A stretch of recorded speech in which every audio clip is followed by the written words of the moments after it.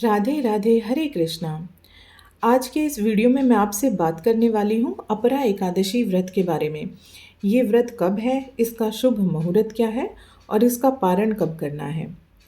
देखिए, महीने में दो एकादशी के व्रत आते हैं, एक कृष्ण पक्ष की एकादशी और एक शुक्ल पक्ष की एकादशी।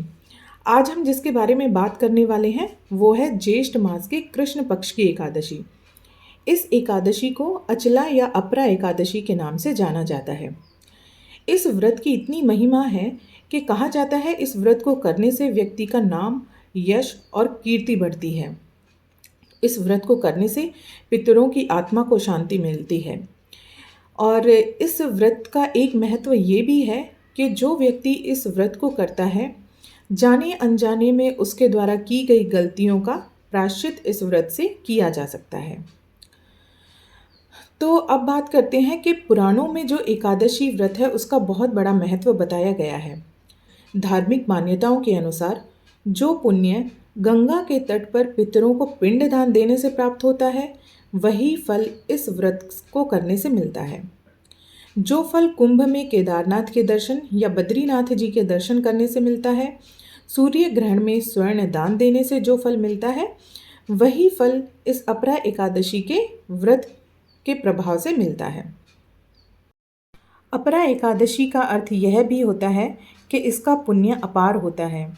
कहते हैं इस व्रत को करने से व्यक्ति के नाम, यश और कीर्ति में अपार बढ़ोतरी होती है। आइए अब जानते हैं ज्येष्ठ मास के कृष्ण पक्ष में पड़ने वाली अपरा एकादशी के शुभ मुहूर्त के बारे में। अपरा एकादशी का आरंभ 15 मई 2023 की रात 2:46 से शुरू होगा और इसका समापन 16 मई 2023 की रात 1:03 तक होगा। तो उदय तिथि के अनुसार अपरा एकादशी का व्रत 15 मई 2023 सोमवार को रखा जाएगा। 15 मई को सूर्योदय का समय सुबह 5:31 का होगा और सूर्यास्त का समय शाम 7:05 का होगा। ब्रह्म मुहूर्त का समय सुबह 4:07 से 4:49 तक होगा और अभिजित मुहूर्त सुबह 11:51 से 12:45 तक रहेगा। अब बात करते हैं द्वादशी तिथि के बारे में।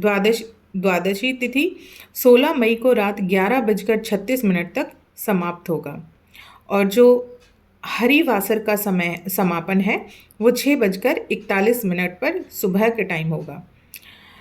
जो इस व्रत का अपरा एकादशी का पारण करना है वो हमें 16 मई सुबह 6:41 से 8:13 तक करना है। एकादशी का व्रत दशमी तिथि के सूर्यास्त से ही शुरू हो जाता है और द्वादशी तिथि पर समाप्त होता है।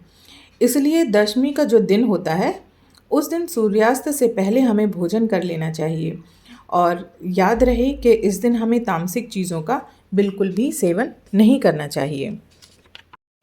आइए अब बात करते हैं कि जो अपरा एकादशी की पूजा होगी उस पूजा में हमें कौन कौन से सामग्री का इस्तेमाल करना है।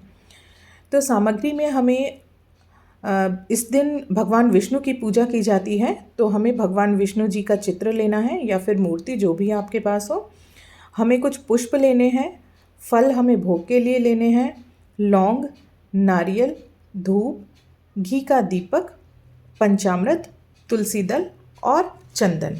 हमें इन सब चीज़ों का इस्तेमाल करके भगवान विष्णु और साथ में हमें माता लक्ष्मी की पूजा करनी है। अब मैं बात करती हूँ कि हमें इस दिन क्या करना चाहिए, हमारे इस दिन की दिनचर्या क्या होनी चाहिए। एकादशी के दिन हमें जल्दी उठकर स्नान करना चाहिए और फिर संकल्प लेते हुए कहना चाहिए कि हे जगत के पालनहार भगवान विष्णु, आज हम एकादशी का व्रत कर रहे हैं, मेरा ये व्रत सफल रहे, ऐसी अपनी कृपा करना। इसके बाद भगवान के सामने शुद्ध घी का दीपक जलाएं, गंगा जल से उन्हें अभिषेक कराएं, भगवान विष्णु को तुलसी दल अर्पित करें, फल का भोग लगाएं, एकादशी व्रत की कथा सुनें, आरती करें और शाम को तुलसी जी के सामने शुद्ध घी का दीपक जलाएं। अगले दिन द्वादशी पर जल्दी उठकर स्नान करें, भगवान विष्णु की पूजा करें, हो सके तो ब्राह्मण दान दें। अगर आप ऐसा नहीं कर पाते हैं तो कुछ भी ज़रूरतमंदों को कुछ भी दान करें, और अगर आप ऐसा भी नहीं कर पाते हैं तो पक्षियों को, पशुओं को अपने खाना खाने से पहले या व्रत का पारण करने से पहले आप उनको खाना खिलाएं। पारण के समय जब व्रत खोलें तो ध्यान रखना चाहिए कि पारण का जो खाना है वो सात्विक होना चाहिए। इस दिन भोजन में प्याज लहसुन का इस्तेमाल बिल्कुल भी नहीं करना चाहिए। तो कुछ इस तरह की बातों को हम ध्यान में रखते हुए अपना एकादशी का व्रत पूरा कर सकते हैं। भगवान विष्णु और माता लक्ष्मी आप सबका ये व्रत सफल करें, आपकी सारी मनोकामनाएं पूरी करें। जय श्री हरि। राधे राधे। हरे कृष्णा।